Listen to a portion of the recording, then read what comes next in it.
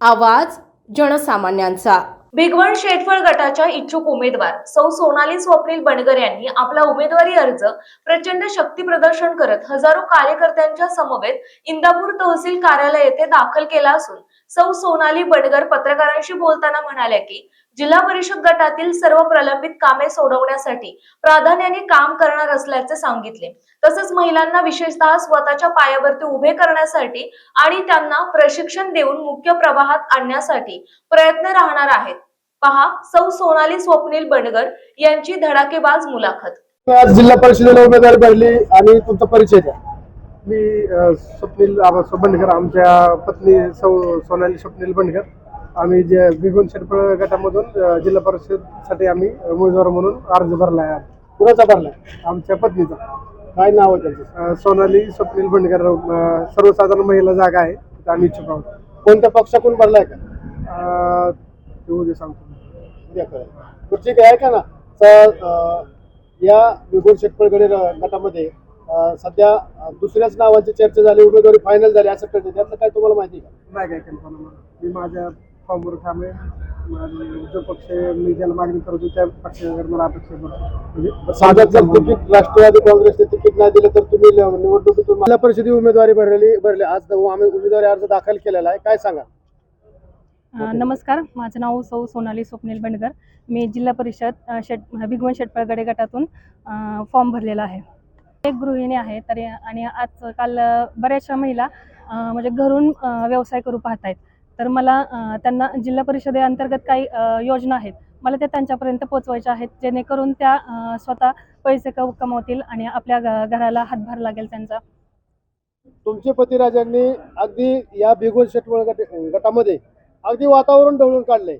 Home मिनिस्टरचे कार्यक्रम असतील, क्रिकेटच्या मॅच असतील, अनेक उपक्रम सामाजिक राबवलेत। त्याचा तुम्हाला फायदा होईल? हो, नक्कीच होईल।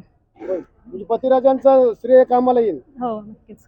तुम्ही आज पूर्ण भिगवण शेटफळ गटामध्ये ज्या पद्धतीचा तुम्ही घरोघरी जाऊन प्रचार करताय, जो सर्वांच्या कसा प्रतिसाद मिळतो तुम्हाला? सर्वांच्या तोंडात बऱ्यापैकी सोनाली ताई स्वप्नील दादा बनगर ह्यांचंच नाव येते आणि आम्ही चांगली तयारी करू। आणि तुम्ही थोडं खुश पण दिसताय, काय बाबा सगळे पूर्ण जिल्हा परिषद गट तुम्ही घेऊन आलाय अशा पद्धतीचं मत दिसतंय, काय एवढं सर्वांचं प्रेम आहे ना दिलाय त्यांनी। तुमच्या बरोबर आता युवक आहेत, ज्येष्ठ आहेत, काय भरपूर लोक दिसतात, कसं काय? त्यांचा आशीर्वाद, त्यांचं प्रेम आपल्यावरती। बरं, आता सध्या तर तुम्ही निवडणुकीला उभा राहिलात, आता तुम्हाला माहिती झालं की भरपूर काय गोष्टी राजकीय आता बोलण्याचं जर झालं तर थोडक्यात प्रत्येक भागामध्ये प्रत्येकाने उमेदवारीचं ज्यांनी त्यांनी पोस्टर आता व्हायरल करायला चालू केले। आता उद्याच्या भविष्यामध्ये तुम्ही तुमची उमेदवारी पक्षाकडनं नाही जरी मिळाली किंवा तुम्हाला दुसऱ्या पक्षाकडनं जर ऑफर आली तर काय माझं मी फॉर्म भरून झालंय, मला पुढच्या पक्षाकडूनचा विषय नाही काय। म्हणजे मी आज जो विषय केलाय तो मी उद्या क्लिअर करतो, आज नाही सांगू शकत की मी कोणाकडे। आता सध्या एकच आहे की शेवटचं मला समाजाचं काम करायच्यासाठी मी आग्रही की बाबा मला तिकीट देऊन टाकावं, आणि समजा नाही दिलं तरी तुम्ही जर समजा तुमच्या पक्ष वरिष्ठांनी जर तुम्हाला पक्ष फॉर्म माघार घ्या सांगितलं तर तुम्ही माघार घेणार? नाही, उद्या बोलतो। ठीक आहे। अंधारात ठेवतोय म्हणून म्हटलं। नाही, अंधारात नाही ठेवत। तुम्हाला अनेक पक्षाकडून ऑफर आले, स्वप्नील दादा तुम्हाला अनेक पक्षाकडून ऑफर आले असंही समजतंय, काय सांगा? आई ते आमचं काम बघून सगळे आम्हाला म्हणजे येऊन मिळायला फक्त म्हणजे असं नाही काय, त्या पक्षामुळेच आम्ही उद्या निवडून येणार आहे कोण असेल ते।